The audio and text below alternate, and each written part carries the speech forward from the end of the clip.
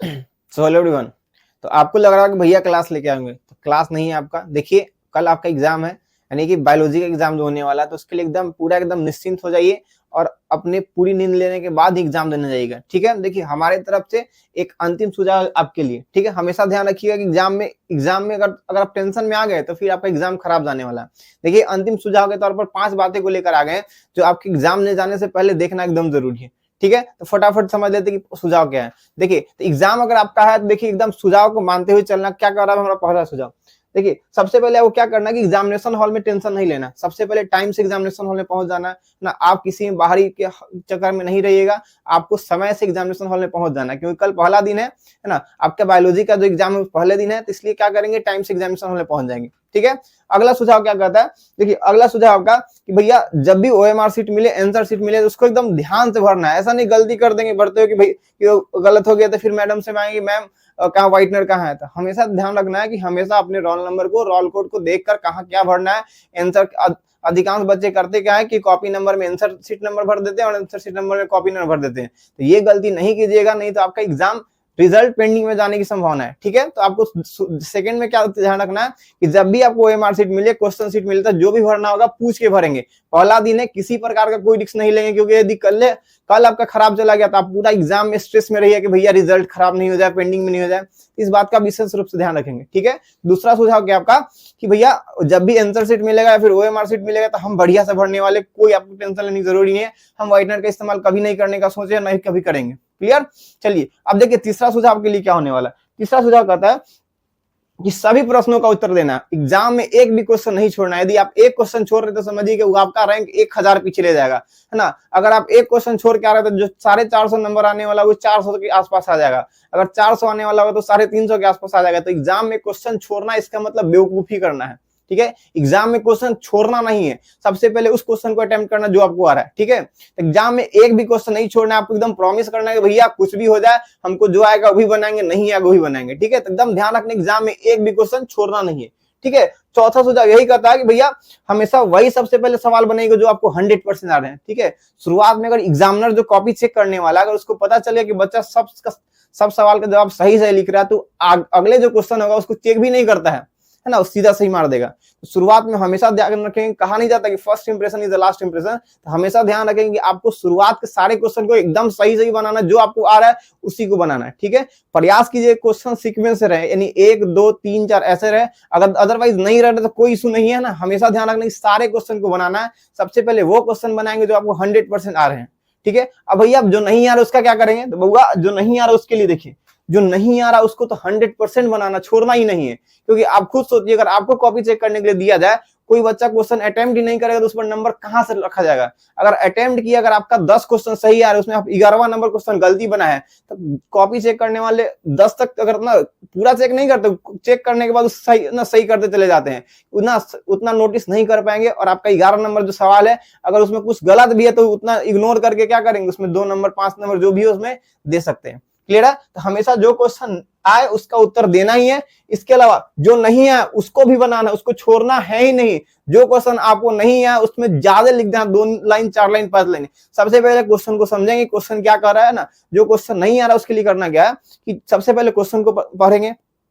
इसके अलावा अगर आपको कुछ समझ में नहीं है तो उस क्वेश्चन से रिलेटेड ऑब्जेक्टिव में क्या है, ऑब्जेक्टिव में यदि एक भी क्वेश्चन मिल गया तो ऑब्जेक्टिव का ही आंसर क्या हो गया, उस क्वेश्चन का आंसर। उसके बाद कुछ कुछ करके दिस दैट करके ना, अर्थात करके या करके उसी में कुछ कुछ बात लिख देंगे ना। तो बेसिकली क्वेश्चन को छोड़ना नहीं है। अगर आपको क्वेश्चन कुछ भी समझ में नहीं तो क्वेश्चन को लिखिए, उससे रिलेटेड कुछ भी बात लिख दीजिए, कुछ भी बात है नहीं। अगर 2 नंबर का तब 6 लाइन लिख कर आइए ना, आपको 2 नंबर मिलना ही है ना। एग्जाम में क्वेश्चन छोड़ना नहीं है।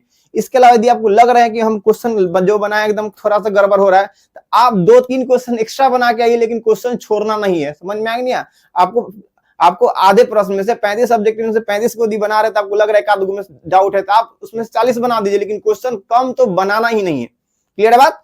चलिए अब क्वेश्चन जो नहीं आएगा उसको भी बनाएंगे, ऑब्जेक्टिव में खोजेंगे कि इस क्वेश्चन से रिलेटेड थोड़ा सा भी तो बात मिल जाए, ऑप्शन में भी कुछ मिल जाए, ऑप्शन में मिल जाए, क्वेश्चन में मिल जाए, क्वेश्चन शीट में मिल जाए, है ना, कहीं मिल जाए, अगल बगल से देख ले। एकदम एग्जाम में क्वेश्चन छोड़ने का मतलब बेवकूफी करना है। क्लियर है बात? एग्जाम में क्वेश्चन नहीं छोड़िएगा, प्रॉमिस करके जाइए भैया आपने बोला था क्वेश्चन हमने नहीं छोड़ा, उसके बाद आपका रिजल्ट एकदम सही आएगा। आपका सही बात है, समझ में आएगा नहीं है? चलिए अब क्या आप सुझाव देखिए, सुझाव नंबर 5 क्या है? सुझाव नंबर 5 क्या हुआ कि अफवाह से बचना है ना। एकदम हमेशा ध्यान रखिएगा 8:55 में कभी आंसर नहीं आएंगे, है कि नहीं। एकदम इस बात को ध्यान रखेंगे और आपको इतना बरगलाया जाएगा कि भैया व्हाट्सएप ग्रुप में जुड़ जाओ, इतने पैसे दो, आपको 8:55 में आंसर भेज देंगे और वो सुबह से क्या करेंगे, आपको आंसर सेंड करना शुरू कर देंगे। कभी पिछले साल का, कभी पिछले के पिछले साल का। वो लोग का एक गैंग है, सब बच्चों से क्या करता है, पैसा ठगता है। किसी किसी का आंसर बताएगा, क्या ये गलत हो गया, वो गलत हो गया, 8:55 में आएगा, 9 बजे आएगा। कभी इस बात पर विश्वास नहीं करना है। यह एक अफवाह है, इससे बढ़ के और कुछ नहीं है। यह आपका जिंदगी खराब कर सकता है। आपने जितनी तैयारी की, एक यह अफवाह जो कि 8:55 में जो आंसर आता है 5 मिनट पहले आ जाता है, ये आपकी पूरी एग्जाम को खराब कर देगा। आपको अपने आप पर विश्वास खत्म हो जाएगा। तो करेंगे क्या, देखिए आपको करना क्या है, इन सब अफवाह से बचना है। हमेशा ध्यान रखना कि 8:55 में कभी ना आंसर आया था ना कभी आएगा, है ना। 1-2 दिन कभी जो हुआ था वो गया समय, अब वो समय नहीं रह गया, ठीक है। सेकंड क्या ध्यान रखना है कि परीक्षा हॉल में हमेशा टाइम से पहुंचिए, क्योंकि पिछला बार बहुत ऐसे विद्यार्थी थे जिनका कुछ एग्जाम में एंट्री नहीं देने दिया। जो 9:01 में पहुंचे थे उनको एंट्री नहीं देने दिया। हमेशा ध्यान रखें एग्जामिनेशन सेंटर में एग्जाम दिलाने वाला आपका कोई सगा नहीं है ना, नहीं वो आपको पहचानता है।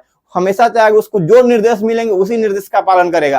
अगर 9 बजे गेट बंद कर देने तो 9 बजे गेट बंद कर देगा। आप कुछ भी कर लीजिए, कुछ भी कर लीजिए, समझ आया कि नहीं है। हमेशा एग्जामिनेशन सेंटर पर आधा घंटा पहले पहुंचना है। इन सब अफवाह से बचना है कि भैया 8:55 आंसर आ ही जाता है, हमारे सर बोले थे, हमने इसको ग्रुप, इसको पैसा दिया, ये हम इनके व्हाट्सएप ग्रुप में जुड़े हैं। ऐसा कुछ नहीं होता है। जो आप पढ़ के गए हैं वही आपका रिजल्ट निर्धारित करेगा। क्लियर है बात। तो इसलिए इस सब अफवाह से बचना है। इसके अलावा परीक्षा केंद्र में हमेशा सीसीटीवी कैमरा लगा हुआ। इन सब ना वायरल क्वेश्चन के चक्कर में आपको नहीं पढ़ना है। 9 बजते बजते क्या होगा, आपका गेट बंद कर दिया जाए, प्रवेश नहीं मिलेगा। इन सब अफवाह से बचना है। आपको विश्वास रखना अपने मेहनत पर। आपने साल भर में कुछ भी पढ़ा होगा, साल भर नहीं पढ़े, 6 महीना पढ़ा होगा, 6 महीने नहीं पढ़े, 1 महीना पढ़ा, इवन हम लोग ने जो मैराथन करा उसमें अगर पढ़े होंगे, आप विश्वास रखिए यही क्लास, यही जो आप पढ़ के गए वही रिजल्ट लाने वाला है। समझ में आ गया? तो इसलिए इन सब अफवाह से एकदम बचना है। हमेशा ध्यान रखना है कि आप जो याद करके दें, जो आपके यहां पर स्टोर है, वही आपके एग्जाम में आपके नंबर को बूस्ट करेगा, आपको कॉन्फिडेंस दिलाएगा। क्लियर है? इसलिए इन सब अफवाह से बच कर रहना। भैया कुछ नहीं होता है, कुछ नहीं होता है ना, इसके चक्कर में आप तब तक पढ़ोगे। हमेशा अपने पर विश्वास रखना, अपने मेहनत पर विश्वास रखना है और हमेशा ध्यान रखना कि आप जो सोच रहे हैं वही होगा। बस आपको अपने मार्ग से भटकना नहीं है, ठीक है। आपने जो सोचा, जितना रिजल्ट लाने का उतना ही आएगा। बस आप एकदम मेंटली प्रिपेयर रहिए। अफवाह जितने भी उड़े कि उन्होंने इसे कर दिया, उन्होंने इसे कर दिया, उसका क्वेश्चन आता, उसका पैरवी, ऐसा कुछ नहीं होता है। आपको हमेशा क्या करना, अपने आप पर विश्वास रखना है, अफवाह से बच कर रखना है, एग्जामिनेशन हॉल में हमेशा पहले पहुंचना है। बात समझ में आ गया? और विश्वास करते हैं कि आपने जितना मेहनत किया, भगवान सब देखते हैं ऊपर से, है ना, आपको सबका रिजल्ट मिलने वाला, ठीक है। इतनी ही बात कह के मैं आपसे विदा लेना चाहूंगा और आपको बेस्ट ऑफ लक कहना चाहूंगा, ठीक है। आपको मेरी और मेरी पूरी टीम की तरफ से बेस्ट ऑफ लक। हमेशा से एग्जाम में आग लगा दीजिए, क्वेश्चन पूरा अटेम्प्ट करेंगे। आपको नहीं है अगल बगल कहीं से लिखिए भैया, लेकिन लिखिए, क्वेश्चन आपको छोड़ना ही नहीं है, किसी भी हाल में क्वेश्चन नहीं छोड़ना। क्वेश्चन छोड़ने का मतलब आपका डिवीजन छूट जाएगा, क्वेश्चन छोड़ने का मतलब आपका रैंक पीछे चला जाएगा, क्वेश्चन छोड़ने का मतलब आपका कॉन्फिडेंस कम हो जाएगा कि हमने तो क्वेश्चन बनाया नहीं तो आंसर आएगा कैसे, ठीक है। उम्मीद करता हूं आपको पसंद आया होगा मेरा यह अंतिम सुझाव, ठीक है। फिर मिलते हैं आपसे अगले किसी लेक्चर के साथ, तब तक के लिए जय हिंद, जय भारत।